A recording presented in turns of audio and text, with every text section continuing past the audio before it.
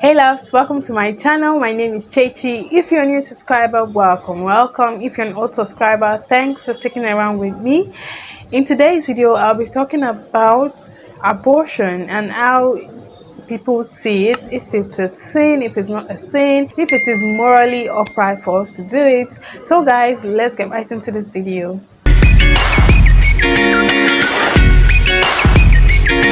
Guys, you know that I always talk about stuff that are very difficult for people to talk about. I don't know why. Like when I started out my channel wasn't going to be about topics like this, but along the line, in the process, I just decided that okay, this is something I want to talk about. This is something that I wanted to say since people don't want to say it, and it's very helpful for people. So what is the religious implications of abortion? Now, I've spoken to people that are Islamic and people that are Christians, and they both said that abortion was never like written in any part of the Bible or the Quran. The only time it was spoken about in this Bible was in the process of in a situation where someone like pushes you or harms you physically and makes you either lose your baby or your fetus that are still developing. And in that process, that person will be asked to pay a fine. That was like the only mention of abortion in the Bible. So or in the Quran as well. So that was like what they said about abortion. Nobody has said anything about abortion in the Bible. It was not stated anywhere. So for people and to come out in this generation and start saying that abortion is not needed, abortion is like a sin and stuff, we don't really have any religious backing for that. And if I am wrong, please leave that in the comment section. I would like to be educated as well, but this is what I've got from my findings so far. The Catholics see abortion, I'm a Catholic by the way, so the Catholics see abortions as something very grievous, because in Catholic we have like different variations of sin. We have like the mortal sin, the venial sin, and things like that. So we are not like, sin is not just basically just sin. There are some things that you will do that are very, very grievous, and they say that is a mortal sin. So abortion is like one of mortal sin, it's part of mortal sin, and I think it's something that even after you seek penance, which is penance is what? Okay, this is not a religious like video, but I'm just trying to give you like the insights of people that are religious, why they think the way they do and why they've come to that conclusion. So penance is basically you just doing something for the church or saying a prayer, a particular prayer they're going to give you that your priest is going to give to you, and you doing some social works in the church. That is what's penance. So you've paid a kind of fee for your sin, and you've also made up your mind that you're not going to go back to it. So that's what penance is basically, from my own understanding. So Catholics don't see abortion as a good thing at all. They always criticize it. They've said it countless of times, and to me, I was like, my own opinion of abortion as I was growing up is not basically everything that the church said and Christian teachings and what they've done, because like as I was growing up, like I was very involved in church stuff, and I still am, like I'm very involved in Christian beliefs. Like I really believe all these things. So because I believe that everything is like going to have repercussion, as they say, is going to have something that's going to happen to you back. So when I was growing up, my belief of abortion was that it's wrong, basically because I didn't want to see people die, because all the information I have about abortion is like people going to do abortion illegally because it is not something that is legal, and they die in the process, or they lose their womb and they can't have children again. And when they start praying, people say, why are you praying? You're the cause of your problem, you're the one that did this to yourself. So, and I think men get away with a lot of things. I'm not trying to bring in the feminism aspect here, because for men there's no like any big like thing that they go through if they do something like that. If they have premarital sex, they are not paying any big, they're not making any big sacrifice. But for the woman, when you intend to have abortion, you're putting your life at risk, you're putting your future at risk as well, because you don't know what the outcome is going to be. You don't know if later on you're going to be able to have children. You don't know if you're going to delay your reproductive system and stuff like that. So yeah, that was my belief about abortion. I didn't want to listen to people talk about it, because I didn't want them to die. Basically, my own opinion was that abortion leads to death. That was what I was taught. So I was basically just saying I don't want my friends or anyone I know to go through this situation. So I'm just like, no, like abortion is a sin.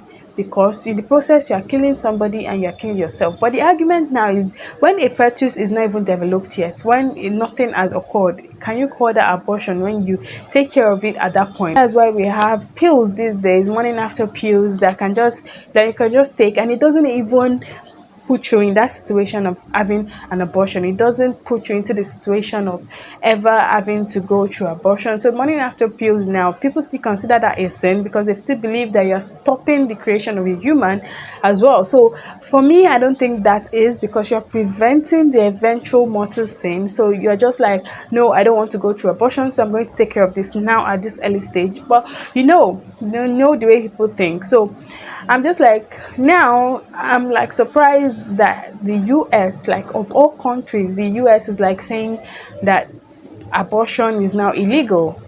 And there are various situations someone can have an abortion. Like, I'm always someone that says, instead of you to bring someone into this world and you don't take care of the person, you don't teach the person morals, you don't take care of the person both mentally, physically, and financially, and you just dump them into the streets, they're going to be our problem in the future. These are people that are going to cause problems for us. So I'm just like, if you have an opportunity to take the morning after pill, or if you have an opportunity to get a very safe abortion, why not do it? Really, why do you have to like put a 30-year-old girl into the situation of having a baby, or and then later you grab the baby from her and give to someone else, or you even let her have it and you send her out of your house into the streets? A 13-year-old girl with a baby, she's still a baby. She made that mistake, but she's still a baby. So why do you want to put her into that harsh condition? So I'm literally like saying, okay, if you know you can't take responsibility for this, why not do that? So the US to just come out and say that abortion is not illegal, you don't have the right to take life of anybody.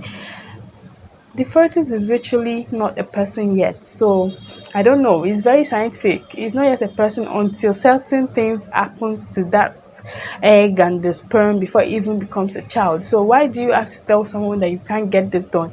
And what this is going to do now, the rate of illegal abortion is going to be like very high. The rate at which people die during abortion is going to be very high. The rate at which people eventually lose their wombs and stuff is going to be very high, because people are now going to go through illegal means.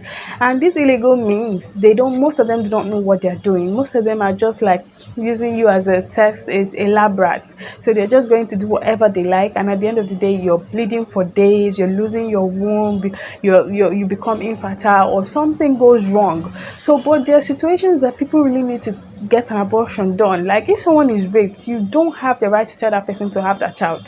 Seriously, because depending on the situation they find themselves, if they were raped by a gang of idiots, someone that they hate with all their hearts, and when most of them have that child, they're going to transfer that hatred onto that child, and that child is going to be raised in a very, very toxic environment. So you don't have the right to also take the power from a rape victim to either abort that child or keep that child.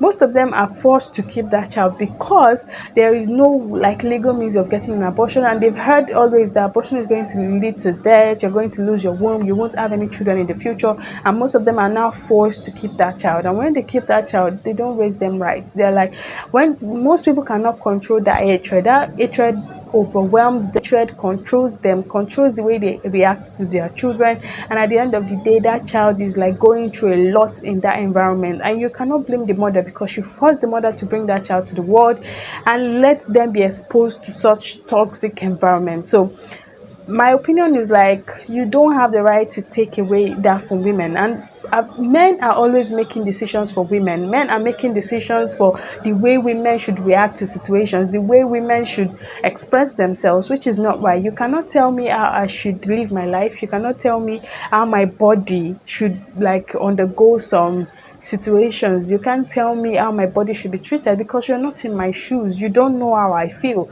You don't know what I go through on a daily basis. So you cannot make decisions. You cannot bring law. How can you revoke a law that has been in place? And I'm not just saying this because of the US. In Africa as well, it's illegal in Nigeria to get abortion done. So you're endangering girls. You're putting their lives at risk.